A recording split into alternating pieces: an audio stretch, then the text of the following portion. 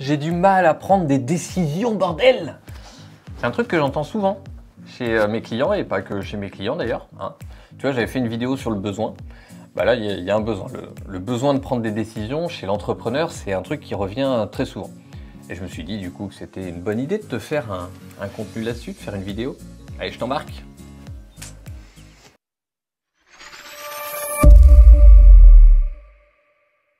Salut, je te souhaite la bienvenue au laboratoire du web. Entre, installe-toi, fais comme chez toi. Parce qu'on va parler des décisions. Ah, les décisions, pas facile de prendre des décisions. Est-ce que tu prends une mauvaise décision? Est-ce que tu prends une bonne décision? Parce qu'en soi, un truc que tu peux commencer à noter, il n'y a pas de bonne ou de mauvaise décision. Il n'y a que des décisions. Elles sont bonnes ou mauvaises une fois que tu as pu les tester. Mais en tant que telle, au moment où tu prends la décision te paraît pas mauvaise. Mais du coup, comment anticiper, comment prendre des décisions qui vont dans ton bon sens, dans le sens dans lequel tu veux aller? Et c'est une excellente question, et c'est pour ça que je prône à chaque fois la psychologie. Toi, dans ta tête d'entrepreneur, pourquoi tu fais les choses, comment tu fais les choses, de chercher à prendre du recul, à mieux comprendre le monde, comment il fonctionne, mieux comprendre comment toi tu fonctionnes. Pourquoi? Parce que c'est indispensable. Et déjà, avant de choisir, avant de te dire « Ah, je dois prendre une décision dure », demande-toi pourquoi est-ce que tu dois prendre telle décision.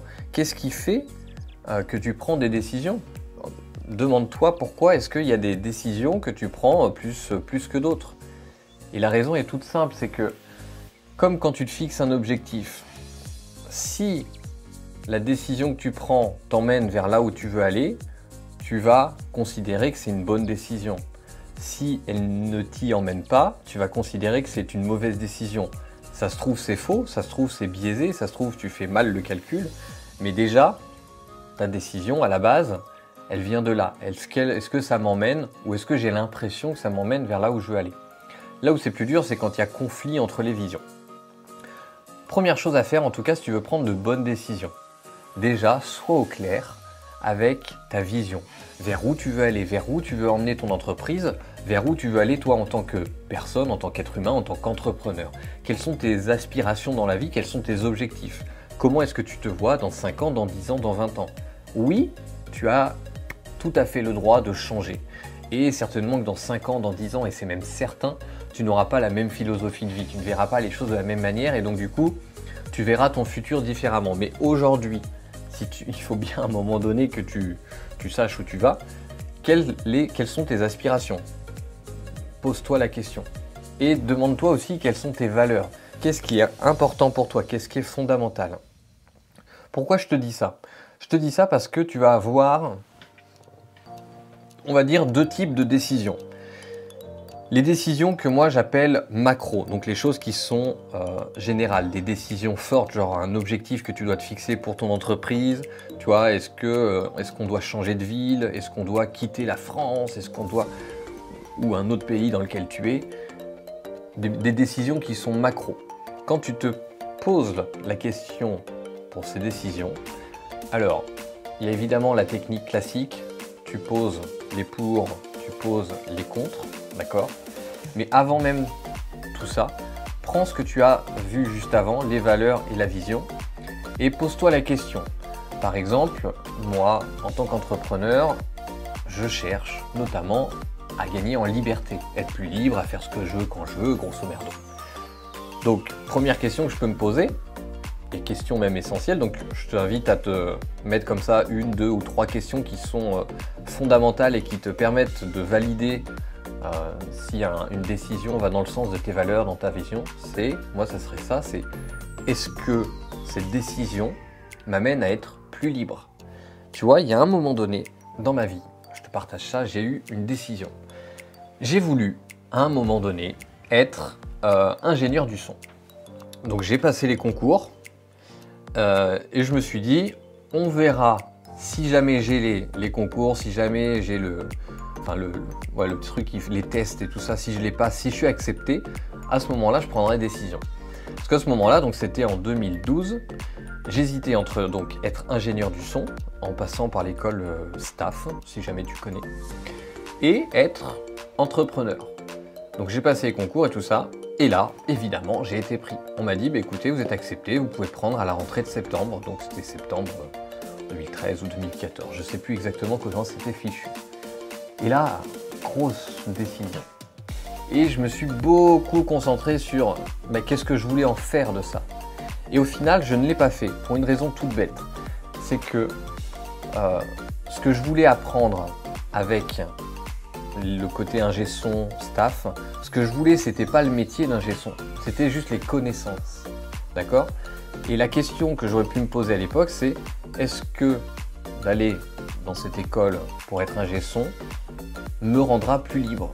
Et la réponse, elle était complètement non, surtout comparativement à l'entrepreneuriat et avec les choses que j'avais en tête. Tu vois que juste le fait de te poser la question toute bête, est-ce que ça me rend plus libre? Est-ce que ça me rend plus autonome? Est-ce que ça me rend plus ambitieux? Peu importe, mais des grandes questions comme ça qui vont dans le sens de ta vision et dans tes valeurs, ça va te permettre de prendre de grosses décisions dans ta vie et surtout de savoir dire non. Parce que si les choses vont pas dans le sens que tu le souhaites, la décision sera plus facile à prendre parce qu'elle aura été réfléchie. Évidemment, à ça, tu peux ajouter, quand c'est un peu plus difficile, les avantages et inconvénients. Là, pour le coup, pour l'école et tout ça, j'avais mis avantages, inconvénients, est-ce que ça me rend plus libre, moins libre? Et au final, j'ai réussi à prendre la décision et j'en suis très content. D'ailleurs, si tu veux compléter un petit peu ça, tu peux aller voir la vidéo que j'avais fait sur les objectifs, comment se fixer les objectifs, comment atteindre des objectifs, que ça va vraiment dans le même sens que les décisions. Parce que les objectifs te permettent de prendre des décisions plus faciles, parce que l'objectif dépend aussi de ta vision. Donc c'est hyper complémentaire. Et le deuxième type de décision que tu vas avoir, c'est des décisions beaucoup plus micro, c'est-à-dire au jour le jour. Et là, on est plus sur de la gestion de temps. Donc promis, c'est dans les cartons, dans pas très longtemps d'ailleurs, ce sera peut-être la semaine prochaine, dans les semaines qui arrivent, j'ai une vidéo spécifique sur la gestion du temps. Mais pour les décisions micro, tu peux t'appuyer sur la matrice d'Eisenhower par exemple. Donc la matrice d'Eisenhower, elle est assez connue, c'est tu as des tâches qui sont plus ou moins importantes et des tâches qui sont plus ou moins urgentes. Celles qu'il faut retenir, c'est celles du dessus, c'est celles qui sont importantes. Voilà, donc celles qui sont importantes, non importantes et urgentes, tu les délègues, celles qui sont non importantes, non urgentes, tu les supprimes, c'est ça. Et les autres, pour moi, tu dois faire à l'inverse, tu dois le faire dans l'autre sens que ce que te préconise Eisenhower. Pourquoi? Pour une raison toute bête. Si tu te focalises sur les tâches qui sont importantes et urgentes, ça paraît logique, tu ne vas pas aller vers ton ambition, tu ne vas pas aller vers ta vision. Donc du coup, ça ne sera pas une bonne chose, tu vas être frustré. Les tâches urgentes et importantes, c'est quoi? C'est s'occuper des clients, s'occuper de la compta pour la facture du trimestre, pour la TVA du trimestre, etc. C'est des tâches, il faut les faire, c'est urgent. A l'inverse, les tâches qui sont importantes et non urgentes, c'est les choses qui te tiennent à cœur. C'est qu'est-ce qui va te permettre de développer ton entreprise, les projets que tu as à cœur, que tu as envie de mettre, que tu avais envie de mettre. Mais souvent, on a tendance à les mettre de côté parce qu'elles sont non urgentes. Et là, normalement, on te dit il faut les anticiper, les planifier. Oui. Et moi, j'ai envie de te dire, on va même faire l'inverse. On va partir dans un extrême. Celles-ci, tu dois les prioriser. Tu vois, tu te planifies et tu les priorises comme étant des tâches les plus importantes. Et les autres, tu vas juste les gérer. Donc, effectivement, tu vas devoir les faire, les tâches urgentes, mais tu vas essayer de les anticiper. D'accord? Mieux que gérer. Bon, tu as compris. Les tâches urgentes et importantes, essaye de plus en plus de les anticiper. Évidemment que dans le lot, il y aura toujours des imprévus et c'est en ça que je suis obligé de te faire une vidéo en plus complémentaire sur la gestion du temps pour que tu y vois un peu plus clair. Mais retiens ça pour les décisions micro, les décisions au quotidien. Essaye au maximum de prioriser sur ce qui est important et non urgent et de plutôt avoir tendance à anticiper pour éviter au maximum les urgences et éviter de tomber dans une routine où du coup tu te sens frustré. Donc là, je t'inviterais bien à aller voir la vidéo sur la gestion du temps. Le problème, c'est que je ne sais pas quand est-ce que tu regardes celle-ci. Donc peut-être qu'elle est déjà sortie. Dans ce cas-là, vas-y. Et si elle ne l'est pas, va voir les suggestions parce qu'il y a plein d'autres vidéos qui peuvent t'intéresser sur l'entrepreneuriat. Découvre bien l'univers si jamais ce n'est pas déjà fait. Et si c'est le cas, si l'univers du laboratoire du web te plaît bien, abonne-toi à la chaîne parce que je vois ça comme un jeu, la chaîne du laboratoire du web.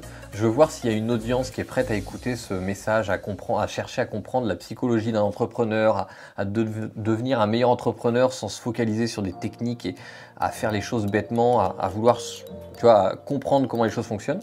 Donc du coup, c'est un jeu pour moi. Si le jeu te plaît, te semble sympa, abonne-toi, mets un pouce sur la vidéo, c'est comme ça que ça va aider. Et du coup aussi, va voir d'autres vidéos, ça augmente le reach et c'est sympa. Et si jamais tu veux aller encore plus loin dans l'univers, que tu as envie d'être accompagné, de mieux comprendre comment est-ce que je peux t'aider, tu as des ressources dans la description de la vidéo. N'hésite pas à aller y faire un tour. Sur ce, je te dis à tout de suite dans une autre vidéo ou un autre contenu. Ciao!